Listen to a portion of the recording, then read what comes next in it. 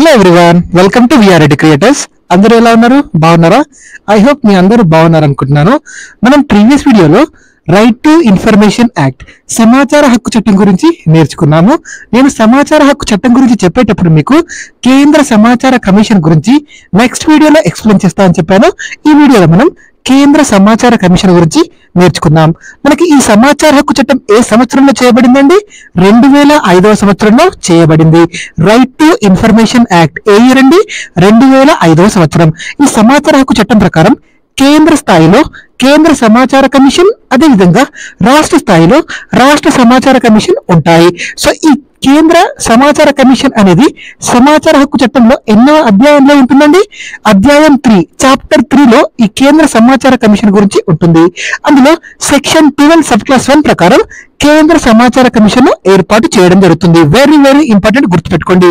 మొత్తం ఎన్ని అధ్యాయాలు ఉంటాయండి? ఇందులో 6 అధ్యాయాలు ఉంటాయి. సో ఇందులో మనకి అధ్యాయం 3, థర్డ్ చాప్టర్ వచ్చేసి కేంద్ర సమాచార కమిషన్ గురించి తెలియజేయడం జరుగుతుంది. Very very important. సమాచార హక్కు చట్టం ఏ సంవత్సరంలో చేయబడిందండి? 2005. ఈ సమాచార హక్కు చట్టాన్ని అమలు చేసినటువంటి తొలి రాష్ట్రంగా ఏ రాష్ట్రం నిలిచిందండి? తమిళనాడు రాష్ట్రం ఈ సమాచార హక్కు చట్టం రైట్ టు ఇన్ఫర్మేషన్ యాక్ట్ ని అమలు చేసినటువంటి తొలి రాష్ట్రంగా తమిళనాడు రాష్ట్రం నిలిచింది. వెరీ వెరీ ఇంపార్టెంట్, గుర్తుపెట్టుకోండి. మనం ఈ వీడియోలో కేంద్ర సమాచార కమిషన్ గురించి నేర్చుకుందాం. సో మనకి ఈ కేంద్ర సమాచార కమిషన్ లో సభ్యుల గురించి ఏ సెక్షన్ లో పొందుపరచబడిందంటే సెక్షన్ 12 సబ్ క్లాస్ 2లో ఈ సభ్యుల గురించి పొందుపరచబడింది. సో ఇందులో సభ్యులుగా ఒక ప్రధాన సమాచార కమిషనర్, ఎవరండి? ప్రధాన సమాచార కమిషనర్ ఉంటాడు. అతనితో పాటు 10 మందికి మించకుండా, ఎంత అండి? గరిష్టంగా 10 మంది వరకు కమిషనర్లు ఉండవచ్చు. అంటే 10 కంటే ఎక్కువగా ఉండరాదు. 10 లోపు ఎంత మంది అయినా ఉండవచ్చు. గరిష్టంగా 10 మంది కమిషనర్లు ఉంటారు. సెక్షన్ 12 సబ్ క్లాస్ 3 ఏం తెలియజేస్తుందంటే ప్రధాన సమాచార కమిషనర్ గురించి తెలియజేస్తుంది. ఇందులో ఒక ప్రధాన సమాచార కమిషనర్ ఉంటారు కదా, అతని గురించి తెలియజేసేటువంటి సెక్షన్ ఏదండి? Section 12 sub class 3. ఈ ప్రధాన సమాచార కమిషనర్ అండ్ ఇతర కమిషనర్లను ఎవరు నియమిస్తారంటే భారత రాష్ట్రపతి గారు నియమిస్తారు. వెరీ వెరీ ఇంపార్టెంట్, గుర్తుపెట్టుకోండి. ఎవరు నియమిస్తారు? ప్రధాన సమాచార కమిషనర్ ని అండ్ ఇతర కమిషనర్లని భారత రాష్ట్రపతి గారు నియమిస్తారు. అయితే భారత రాష్ట్రపతి గారు వీరిని నియమించే ముందు ఒక సలహా కమిటీ ఉంటుంది. ఆ సలహా కమిటీ సూచనల మేరకు మాత్రమే భారత రాష్ట్రపతి గారు వీరిని నియమించడం జరుగుతుంది. ఈ సలహా కమిటీకి అధ్యక్షుడిగా ఎవరుంటారు అంటే భారత ప్రధానమంత్రి గారు ఈ సలహా కమిటీకి అధ్యక్షుడిగా ఉంటారు. Very very important. సలహా కమిటీకి ఎవరండి అధ్యక్షత వహించేది? భారత ప్రధానమంత్రి గారు. ఇందులో సభ్యులుగా లోక్సభ ప్రతిపక్ష నాయకుడు, అదేవిధంగా ప్రధానమంత్రిచే నామినేట్ చేయబడినటువంటి కేంద్ర మంత్రి సభ్యులుగా ఉంటారు. ఇదే సలహా కమిటీ మనకు ఎలక్షన్ కమిషన్ ఆఫ్ ఇండియా కమిషనర్లను ఎంపిక చేసేటువంటి సలహా కమిటీలో కూడా సేమ్ ఇలానే సభ్యులు ఉంటారు. వెరీ వెరీ ఇంపార్టెంట్, గుర్తుపెట్టుకోండి. సో మనకి అర్హతలు ఏంటి? ఇందులో కమిషనర్ గా నియమించబడాలంటే అర్హతలు ఏంటి? వివిధ రంగాల్లో అనుభవజ్ఞులై ఉండాలి. ముఖ్యంగా న్యాయశాస్త్రం కానీ, ఎస్ఎన్టీ సైన్స్ అండ్ టెక్నాలజీలో కానీ, సామాజిక సేవలో కానీ, పరిపాలనలో కానీ మొదలగు రంగాల్లో వీళ్ళకి అనుభవం ఉండాలి. శాసనసభ్యులు కానీ పార్లమెంట్ సభ్యులు ఎవరైతే ఉంటారో వారిని కమిషనర్లుగా నియమించడానికి వీలుందా? లేదు, వీరిని కమిషనర్లుగా నియమించరాదు. Very very important. వీరి పదవీ కాలం ఎన్ని సంవత్సరాలు ఉంటుంది అంటే కేంద్ర ప్రభుత్వం ఏదైతే ఉంటుందో ఆ కేంద్ర ప్రభుత్వం వీరి యొక్క పదవీ కాలం టెన్యూర్ ఎన్ని సంవత్సరాలు ఉండాలి అనేది ఆ కేంద్ర ప్రభుత్వం నిర్ణయిస్తుంది. కానీ గరిష్ట వయస్సు, పదవీ విరమణ వయస్సు మాత్రం 65 సంవత్సరాలు ఉండాలి. Very very important. వారికి 65 సంవత్సరాలు రాగానే వారికి పదవీ కాలం ఇంకా ఉన్నప్పటికీ దిగిపోవాల్సి ఉంటుంది. గరిష్టంగా వారు ఎన్ని సంవత్సరాల వరకు పనిచేయవచ్చు? 65 సంవత్సరాల ఏజ్ వచ్చే వరకు పనిచేయవచ్చు. కానీ పదవీ కాలాన్ని నిర్ణయించేది ఎవరండి? కేంద్ర ప్రభుత్వం నిర్ణయిస్తుంది. వెరీ వెరీ ఇంపార్టెంట్ అండి. వీరిని ఎవరు తొలగిస్తారు? సో నియమించేది అయితే భారత రాష్ట్రపతి. ఎవరు తొలగిస్తారండి? తొలగించేది కూడా భారత రాష్ట్రపతి గారే. Very very important. అయితే ఎలా తొలగిస్తారు వీరిని అంటే వీరిపై ఏవైనా అవినీతి ఆరోపణలు వస్తే సుప్రీంకోర్టు న్యాయమూర్తిచే విచారించి, ఎవరితో అండి? సుప్రీంకోర్టు న్యాయమూర్తిచే విచారించి వారి సలహా మేరకు భారత రాష్ట్రపతి గారు వీరు తొలగిస్తారు. వెరీ వెరీ ఇంపార్టెంట్ అండి. ఎవరితో విచారణ చేపిస్తారండి? సుప్రీంకోర్టు న్యాయమూర్తిచే విచారణ చేపించిన తర్వాత ఆ సుప్రీంకోర్టు న్యాయమూర్తి సలహా మేరకు భారత రాష్ట్రపతి వీరిని తొలగించడం జరుగుతుంది. సో వీరి యొక్క ముఖ్యమైన విధులంటే చూద్దాం.